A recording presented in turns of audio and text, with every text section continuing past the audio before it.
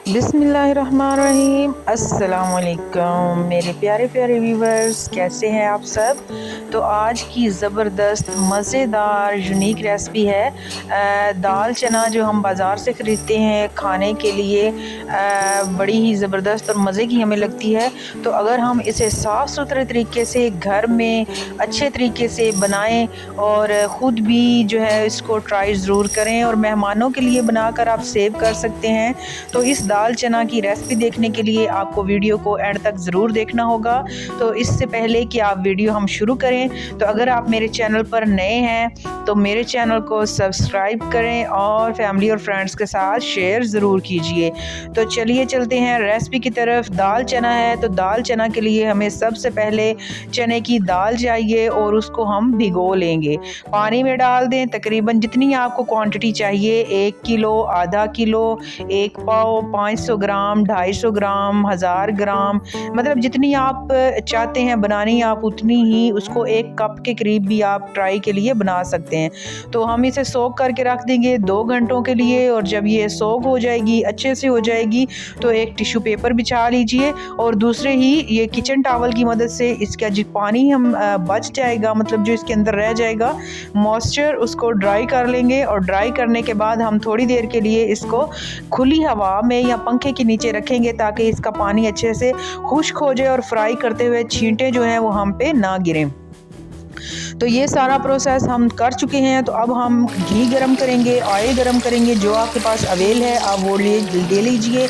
एक कढ़ाई में डालिए और जो दाल हमने भिगो के रखी हुई थी वो इसको इसमें डाल देंगे।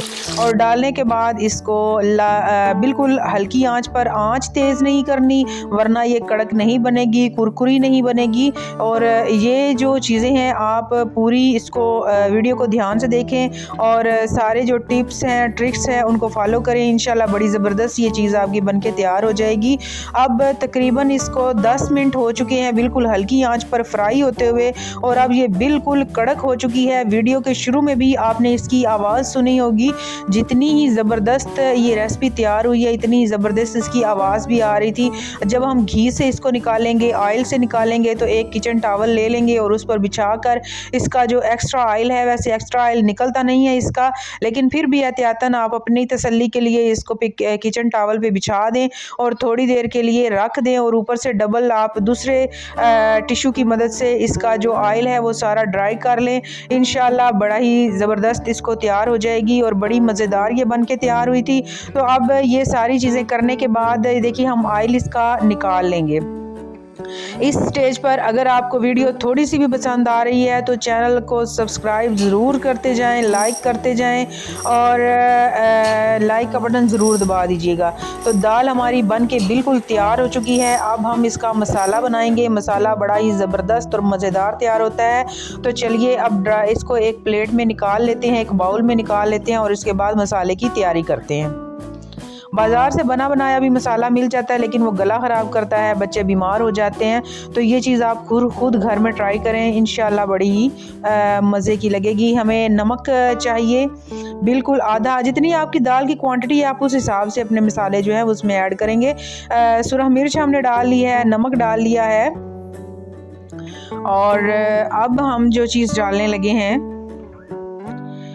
ये खुश्क धनिया है, थोड़ा सा काला नमक है, सिट्रिक एसिड है, बिल्कुल एक चुटकी हम डालेंगे ताकि ये ज़्यादा खट्टा ना हो जाए। इन सब चीज़ों को आप कूट लें, ड्राई का इसको ग्राइंड कर लें या कूट लें, जैसे भी आप करें। इन सब चीज़ों को करके आप इसके अंदर ऐड कर दें। अगर आपके पास कश्मीरी लाल मिर्च है तो थोड़ी सी वो ऐड कर लें, क्योंकि वो तीखी नहीं होती और उसका कलर होता है, तो ये कलर जो है उस पर आ जाएगा। मैं अपने घर में ही बना रही थी, मेहमानों के लिए नहीं, हम अब सिर्फ अपने खाने के लिए बना रहे थे, तो मैंने कश्मीरी लाल मिर्च नहीं डाली। आप अगर इसकी डेकोरेशन करना चाहते हैं या ज़्यादा आप इसको अट्रैक्टिव करना चाहते हैं तो आप इसमें कश्मीरी लाल मिर्च डाल लें। इसी के साथ मुझे इजाज़त दीजिए। अल्लाह हाफिज़।